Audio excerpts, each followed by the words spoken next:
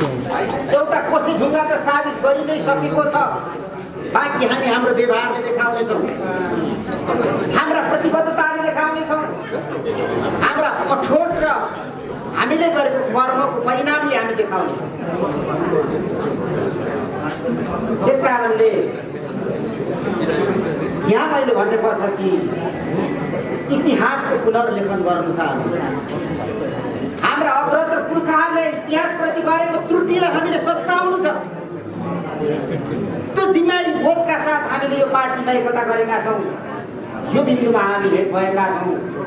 त्यसकारणले हामी त्यो त्रुटिहरूलाई सच्याउँछौँ।